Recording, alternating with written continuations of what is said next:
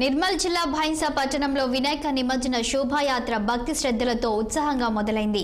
బట్టి గల్లీలోని మున్నూరు కాపు సంఘంలో ప్రతిష్ఠించిన వినాయక విగ్రహానికి ముధోల్ ఎమ్మెల్యే రామారావు పటేల్, జిల్లా ఎస్పీ జానకి షర్మిల, భైంసా ఏఎస్పీ అవినాష్ కుమార్, హిందూ ఉత్సవ సమితి సభ్యులు, వివిధ పార్టీల నాయకులు, పలువురు ప్రముఖులతో కలిసి ప్రత్యేక పూజలు నిర్వహించి శోభాయాత్రను ప్రారంభించారు.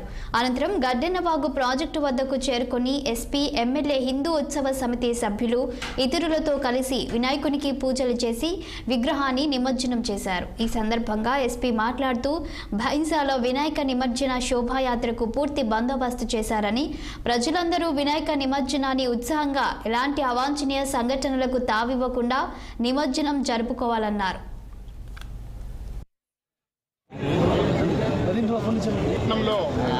గణేష్ శోభయాత్ర ఈ యాత్రా సమావేశానికి మా నిర్మల్ ఎస్పీ మేడం గారు, ఏఎస్పీ గారు, మన హిందూ ఉత్సవ కమిటీ వాళ్ళు, ప్రతి గణేష్ ఉత్సవ కమిటీ వాళ్ళు, మా పెద్దలు బబురు మహారాజ్ గారు అందరి సహకారంతో ఈరోజు గణేష్ నిమజ్జనం ఘనంగా జరుపుకుంటున్నాం. ఎటువంటి ఆశలు లేకుండా, మన ఎవరు కూడా గొడవ లేకుండా బాజా భజంత్రులతో సహా భక్తి పాఠాలతో గణేష్ విజర్శనం చేసుకుంటున్నాం.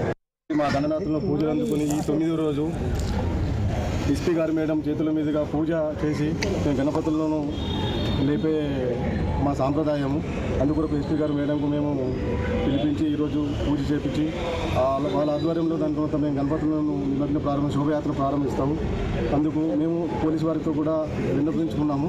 మా పోలీసు వారు కూడా అన్ని విధాలా మాకు ఎస్పీ మేడం గారు మాకు సహకరించారు.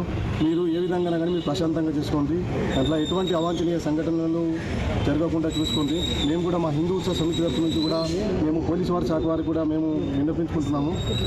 ఎటువంటి దానికి ఏదైనా కూడా కానీ మా హిందూ సంస్థ పూర్తి సపోర్ట్ ఉంటుంది. అన్ని విధాలా మేము చూసుకుంటాము. మేము మేడం గారి కూడా నేను అదే చెప్తున్నాను. దాంట్లో మేడం మేము 100% ఎక్కడ కూడా కానీ ఏదైనా కూడా కానీ మేము సహకరిస్తాము. దానికి ఎటువంటి దానికి ఏది కూడా కనిపించాము. ఎక్కడైనా ఏదైనా ప్రాబ్లం ఉంటే కూడా కానీ మాకు చెప్పండి, మేము అక్కడ వచ్చేసి దాన్ని మొత్తం సాల్వ్ చేసి నేను ముందర తీసుకెళ్తానని మా హిందూ ఎన్టీఆర్ జిల్లా